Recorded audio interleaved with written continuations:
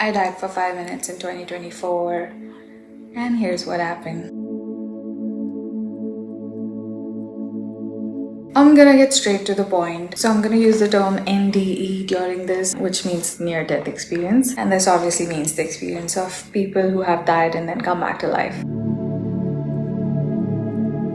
How I died is irrelevant because people die in all kinds of ways. Anything can trigger this, any kind of accident, but it can also happen because of an emotional overload. And this is not regular emotional overload, so don't think you can just be in depression and have an NDE. It's not that simple. In my case, it happened because of a severe emotional overload to the point where my soul literally wanted to leave my body. I also want to clarify that not only was I really bad at managing my emotions at the time, this was 2 years ago, mind you, but also I was actively experimenting with subconscious practices and I was extremely disconnected from my body to the point where I had just sort of checked out. So when it happened as I was dying, obviously I don't know what was going on with my physical body, but I was told by the people around me that my body went completely limp and my breathing completely stopped. Here's the thing, I was told my eyes were closed, but I could see everyone's faces. After that, I did research on near-death experiences and I've heard a lot of people say that their soul leaves their body and then they can see the room from above, like in third person, but that's not what happened with me. I saw it in first person as it was happening while my eyes were closed. I don't know what a coma feels like, but I would assume it feels similar to this. And that is the moment I learned that you don't actually need your eyes to see things. And there was no room for any second guessing. While there were people literally shaking my body and calling my name, I tried to talk back to them. I tried to say things, but words just couldn't come out of my mouth even though I was screaming in my head. It's very similar to a sleep paralysis now that I think about it. It was absolutely terrifying, to say the least. While this was happening, internally I could see images flashing in my mind. It was as if a movie was playing on a pitch black background. Like how people say your life flashes before your eyes. It wasn't like a series of flashes. So after this very short movie sort of played, very short, it wasn't even my whole life, I saw this kind of smoky figure, sort of an entity. Let's call him the Grim Reaper. He did not look like the Grim Reaper, but let's call him that because I don't know what else to call him. I've also often heard people saying that entity that is kind of judging your life or asking you questions about your life appears as an ancestor a lot of times. It did not appear as my ancestors, it appeared as a cloud of smoke pretty much. Like, you know that Grim Reaper figure from The Sims? It was very similar to that because I guess that was the image of the Grim Reaper that was implanted in my head, so that's what I saw it as. I don't know. It wasn't wearing the Grim Reaper's clothes exactly, but the smoky nature, I couldn't even tell if it was a person or not. And I could see a light behind them. When they say like the light at the end of the tunnel, it is supposed to be like this beautiful realm where everything is peaceful. I'll play this video for you where this doctor describes this NDE experience. In this realm, this unearthly, beautiful, heavenly realm, they can be colors like in plants and landscape that are so beautiful that there are no earthly words that they have to describe them. I did not reach that realm. I could see the light behind this Grim Reaper person, entity, but I did not reach that, so I cannot tell you what it feels like. Now, this Grim Reaper figure did not necessarily seem evil or good. It just felt like they were just doing their job. And I understood. I was like, yeah, I know it's your job. I know it's not you who's actually trying to kill me. The laws of nature don't really stop for anyone. So I was like, yeah, I get it. But here's the thing. I did not let this person talk.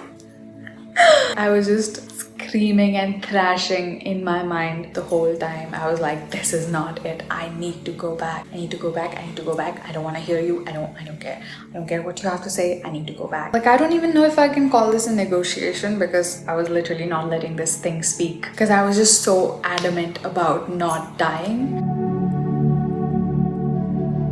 So here's the thing. Life has not been very fair to me.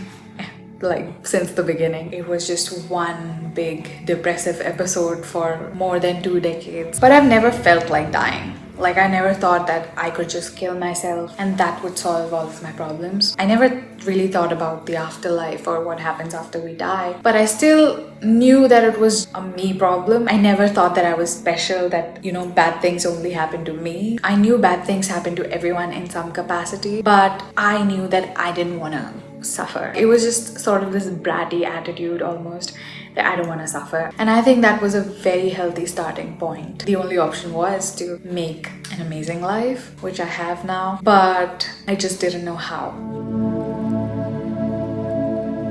During this whole time, by the way, life is actively being pulled out of me and I can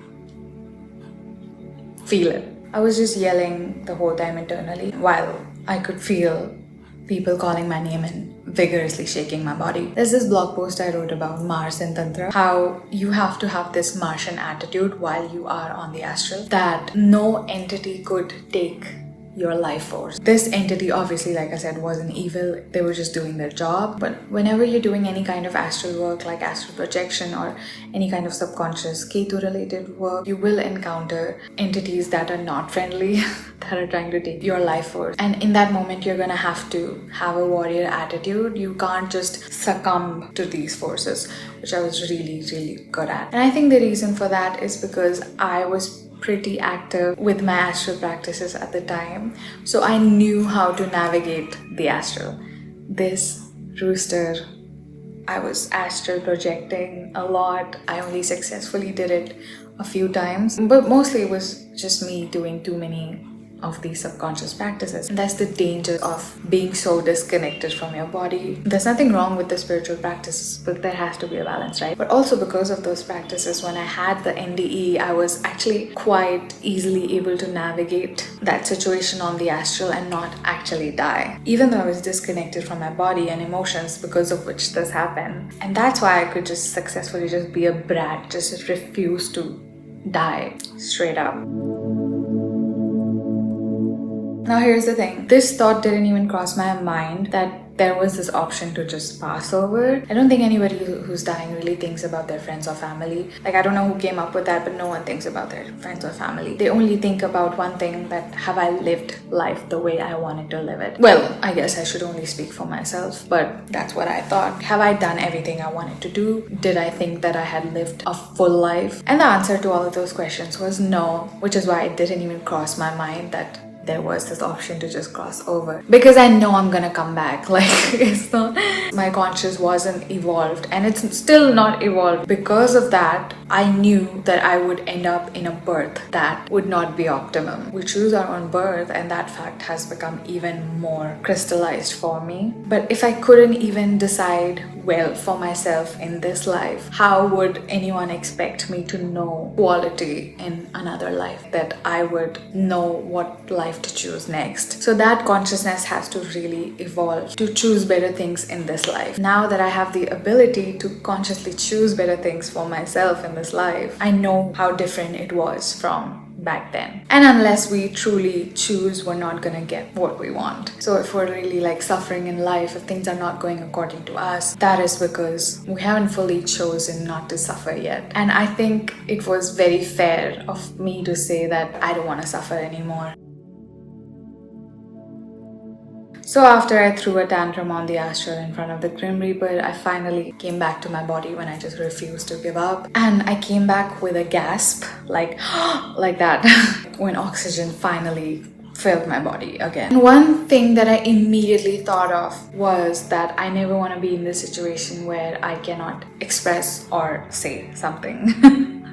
In the sense that a lot of times we have ideas that we cannot execute, or that we are not able to execute because we don't have the confidence or we care what other people would think and things like that. But after that experience, all that just went out of the window. You know, when you're physically unable to talk, that's when you realize, okay, I appreciated it so much better when I could talk. It's like having a cold. While your nose is blocked, you miss being able to breathe normally. And immediately after I came back to life, I was still in shock for a few minutes. But that shock sort of wore off very quickly. And I decided I'm gonna tell all the people in my life I love them a lot more. And if I have something to express, I will not hold it back ever. If I have any ideas to share with the world, I will never hold those back. The biggest change that I noticed was that I suddenly developed a strong intuition. The most recent example of it is also something that I shared on my Instagram story. There's this tree in front of my balcony that's actually in my neighbor's property, and it felt like that tree was trying to talk to me. Oh my god, I tried to talk to this tree because I saw it from my window and it looked like it was waving at me, and I said, "Hi, come here." To the tree. And then 2 days later, someone passed away in that house. I don't know who lives there, but there was this whole funeral service. And this intuition isn't something that just like magically appeared within me. It was a whole process. I started doing more of what I desired. Like, I had also gotten fired 2 weeks ago, which that's not why the emotional overload happened, because I could not give two fucks about that job. But then, now that I was fired, I was looking for jobs after 1 week of this whole death thing. And I got like 2 or 3 offers and they were paying really well. But then I realized that I had already been wanting to like have a business and be an astrologer and make this my full-time thing. And so why am I getting a job? You know, that kind of defeats the purpose after you've died and you're still not doing what you actually want to do. But not only this big career move, but I also started listening to my desires more in everyday life. If I wanted a coffee, let's say from a cafe, I would go and get that coffee. Otherwise, I would ignore that impulse and just not go. Or postpone it, let's say. I stopped postponing things. And I realized it's never that the coffee is waiting for me in that cafe, but it could be something else. Like a poster for something that I've been wanting to do, or meeting a new friend or something like that. I remember I was on this trip. I was actually going somewhere else, but I had this desire to go into this cafe. And there was this woman sitting and she was the only person in that cafe. I started talking to her, and after a whole 15 minutes of conversation, the last thing I said to her was, I felt like nothing was a coincidence. And then immediately a few seconds later, she tells me that her little sister has the same name as me, which was crazy. That I felt like was the universe's way of telling me we're never truly alone. So because I started listening to my heart more, I realized that's just my intuition. And that, along with many different practices that I did to enhance that made me realize how powerful my intuition is. And it's not me, it's like, I think everyone has this ability, but not many people exercise it truly. And it's also a muscle that you can build over time. I also took a pole dancing class. That's something I'd been wanting to do for a long time that I just kept putting off.